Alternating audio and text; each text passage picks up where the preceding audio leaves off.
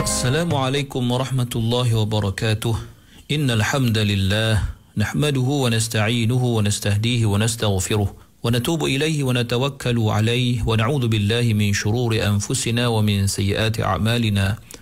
Man yahdihillahu fahuwal muhtad wa man yudlil falan tajida lahu waliyyan murshida. Ashhadu an la ilaha illallah wahdahu la sharika lah wa anna sayyidana Muhammadan abduhu wa rasuluh wa safiyyuhu min khalqihi wa habibuh. Ballagha ar-risalah wa adda al-amanah wa nasaha al-ummah wa kashafa al-ghummah wa jahada fillahi haqqa jihadihi hatta atahu al-yaqin. Allahumma salli ala sayyidina Muhammad wa ala alihi wa sahbihi wa barik wa sallim, amma ba'd. Muslimin muslimat, sahabat pendengar IKIM yang dirahmati Allah, marilah sama-sama kita rafa'kan kesyukuran kehadrat Allah di atas segala nikmat yang Allah Ta'ala kurniakan kepada kita, terutamanya nikmat iman dan Islam. Dan marilah sama-sama kita bersyukur dengan mentaati segala perintah Allah, melaksanakan segala suruhannya dan menjauhi segala larangannya.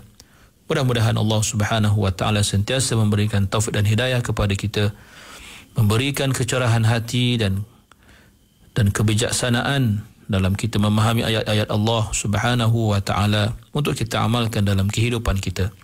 Muslimin muslimat yang dirahmati Allah, kita baru sahaja memasuki ayat yang ke-110 daripada surah Al-Maidah. Allah berfirman, A'udzu billahi minasy syaithanir rajim. إذ قال الله يا عيسى ابن مريم اذكر نعمتي عليك وعلى والدتك إذ أيدتك بروح القدس تكلم الناس في المهد وكهلا وإذ علمتك الكتاب والحكمة والتوراة والإنجيل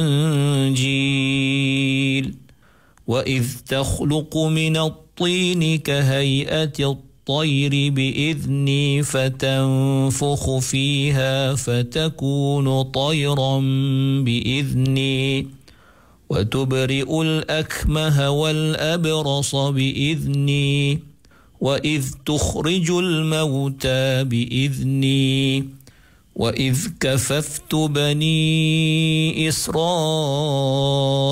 عَنْكَ إِذْ جِئْتَهُمْ بِالْبَيِّنَاتِ فَقَالَ الَّذِينَ كَفَرُوا مِنْهُمْ إِنْ هَذَا إِلَّا سِحْرٌ مُبِينٌ.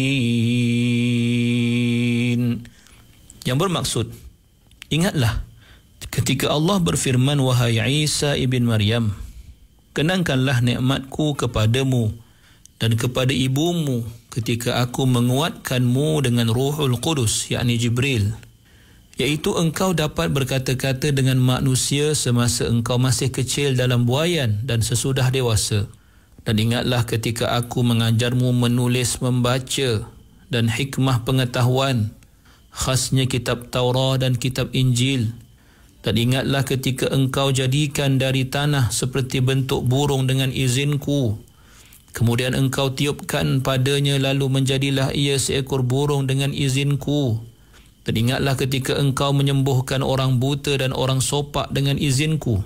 Dan ingatlah ketika engkau menghidupkan orang-orang yang mati dengan izinku. Dan ingatlah ketika aku menghalangi Bani Israel daripada membunuhmu, ketika engkau datang kepada mereka dengan membawa keterangan-keterangan mukjizat, lalu orang-orang yang kafir di antara mereka berkata bahawa ini hanyalah sihir yang terang nyata. Muslimin muslimat yang dirahmati Allah Subhanahu wa Ta'ala. Al-Imam Abu Sa'ud rahimahullah menyatakan bahawa pada frasa idh qala Allahu ya Isa ibn Maryam merupakan suatu permulaan dalam menerangkan apa yang berlaku di antara Allah Subhanahu wa Ta'ala dan salah seorang rasul yang dikumpulkan atau yang dipanggil dan dikumpulkan oleh Allah Subhanahu wa Ta'ala untuk menjelaskan secara terperinci dan untuk menjadi contoh terhadap orang lain. Dan pastinya ada hikmah Allah Subhanahu wa Ta'ala memulakan ataupun mencontohkan pada Nabi Isa untuk dijelaskan dan bagaimana Nabi Isa alaihissalam menjadi contoh untuk mewakili kedua-dua golongan Ahlul Kitab, iaitu golongan Yahudi dan Nasara, yang dijelaskan sifat-sifat mereka, khasnya jenayah-jenayah yang telah mereka lakukan di dalam surah ini.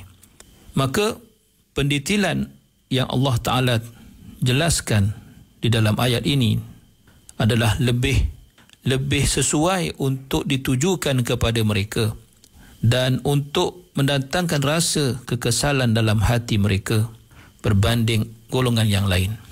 Adapun pada frasa uzkur ni'mat, ingatlah kamu tentang nikmatku, merujuk kepada nikmat-nikmat yang pelbagai yang telah Allah Subhanahu wa taala kurniakan kepada Nabi Isa alaihi salam dan ibunya Maryam, yang Allah sucikan ia daripada segala keburukan, dan Allah pilih Maryam mengatasi sebagai wanita pilihan dalam kalangan wanita-wanita pada zamannya.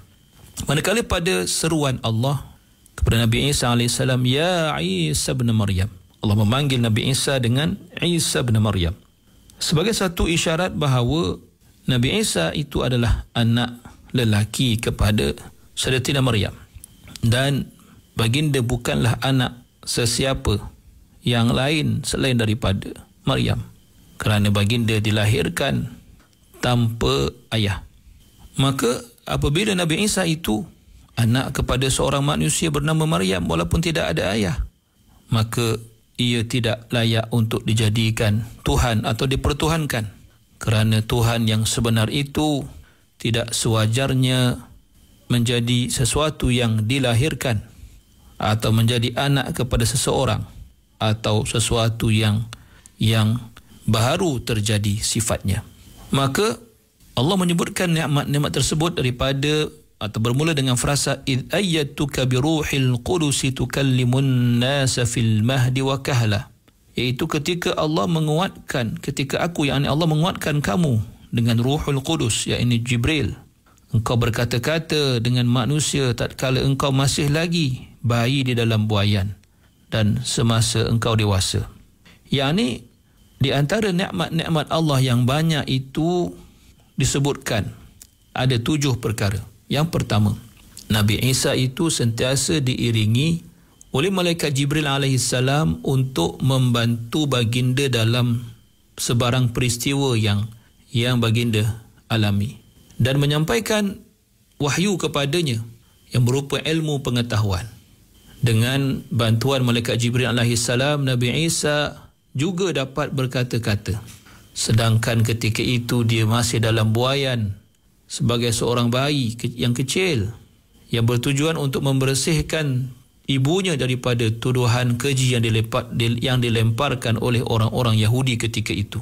Kata-kata itu semasa bayi itu hanya sejurus sahaja, dan kata-kata baginda sesudah dewasa itu adalah telah terdahulu diuraikan dalam surah Ali Imran, iaitu ayat yang ke-47, bahawa Nabi Isa berkata-kata sesudah dewasa selepas itu diturunkan dari langit. Kerana Nabi Isa alaihissalam ketika diangkatkan oleh Allah ke langit, usianya ialah 33 tahun.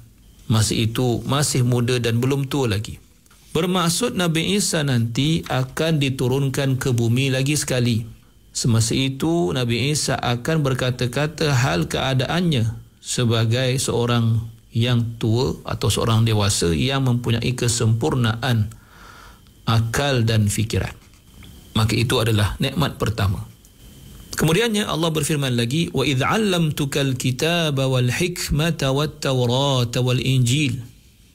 Memperihalkan nikmat yang kedua daripada Allah Subhanahu wa taala yang patut diingati dan disyukuri ialah Allah mengajar baginda akan kitab, hikmah, Taurah dan Injil. Dimaksudkan dengan kitab ialah pelajaran menulis, sementara hikmah pula ialah kebijaksanaan dalam memahami rahsia-rahsia ilmu. Manakala Taurah pula adalah kitab suci yang Allah turunkan kepada Nabi Musa alaihissalam, iaitu kitab sebelumnya. Dan Injil pula kitab suci yang Allah Ta'ala turunkan kepada baginda sendiri. Itu nikmat yang kedua. Adapun nikmat yang ketiga, Allah berfirman, وَإِذْ تَخْلُقُ مِنَ الطِّينِ كَهَيْئَةِ الطَّيْرِ بِإِذْنِي فَتَنْفُخُ فِيهَا فَتَكُونُ طَيْرًا بِإِذْنِي. Yang bermaksud, dan ingatlah pula kamu ketika engkau memperbuat daripada tanah seperti bentuk burung dengan izinku, kemudian engkau tiupkan ke dalamnya lalu ia menjadi burung dengan izinku. Bermaksud, nikmat yang ketiga ini ialah Allah memberikan suatu mukjizat kepada baginda sebagai bukti kerasulannya, iaitu baginda dapat membuat patung burung daripada tanah. Kemudian ditiupnya pada patung itu, maka patung itu menjadi burung yang hidup, yang sebenar, yang boleh terbang dengan izin Allah Subhanahu wa ta'ala. Maka itu adalah nikmat Allah yang ketiga kepada baginda. Adapun nikmat yang keempat, Allah berfirman, wa tubri'ul akmaha wal abrasa bi'izni. Dan engkau sembuhkan orang-orang buta dan orang-orang yang sakit sopak dengan izinku. Nikmat yang keempat, iaitu Nabi Isa dengan izin Allah diberikan kelebihan dapat menyembuhkan berapa ramai orang yang mengidap penyakit yang payah diubati pada zaman itu, iaitu penyakit buta dan penyakit sopak. Maka kebolehan ini merupakan suatu mukjizat yang Allah Ta'ala kurniakan kepada baginda, sekaligus suatu nikmat yang besar yang dikurniakan Allah. Kemudiannya nikmat yang kelima, Allah berfirman, wa idh tukhrijul mauta bi'izni. Dan ingatlah pula kamu ketika kamu mampu mengeluarkan orang yang mati dengan izinku. Iaitu terdahulu dalam surah Ali Imran ayat 49, Nabi Isa dengan izin Allah juga telah dapat menghidupkan seramai 4 orang yang telah mati. 3 orang daripada mereka kemudiannya telah hidup lama sehingga dapat anak. Dan seorang lagi dalam setengah riwayat mengatakan bernama Sam bin Nuh yang telah meninggal dunia kira-kira 4,000 tahun sebelum itu, telah dihidupkan oleh Nabi Isa, tapi hanya sebentar sahaja kemudian mati semula. Maka ini adalah nikmat Allah yang kelima kepada baginda. Yang keenam pula, Allah berfirman, wa idh kafaftu bani Israila anka idh ji'tahum bil bayinat faqala alladhina kafaru minhum in hadha illa sihrun mubin.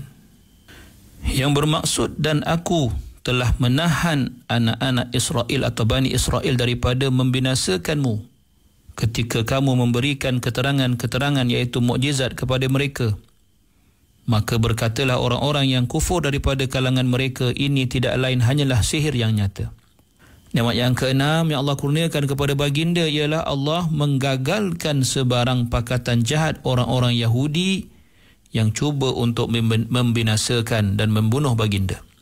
Mereka ini sebenarnya telah tahu akan adanya mukjizat-mukjizat hebat Nabi Isa alaihissalam yang membuktikan kebenaran baginda sebagai Rasul dan kebenaran risalah yang disampaikan oleh baginda kepada mereka. Namun apakah daya mereka yang kufur itu tidak mahu beriman. Bukan sahaja tidak mahu beriman, tetapi juga menuduh Nabi Isa sebagai seorang tukang sihir yang sebenar. Dan mereka itu tidak memadai dengan kata-kata keji tersebut kepada baginda. Bahkan berusaha sedaya upaya untuk membunuh baginda alaihissalam. Tetapi dengan nikmat dan kurnia Allah juga, baginda telah diselamatkan oleh Allah dengan mengangkatnya. Dan di samping itu Allah telah mengecewakan dan mengelirukan musuh-musuh Nabi Isa alaihissalam itu. Muslimin muslimat yang dirahmati Allah, apakah nikmat yang ketujuh yang Allah kurniakan kepada baginda? InsyaAllah akan kita sambung dalam pertemuan yang akan datang.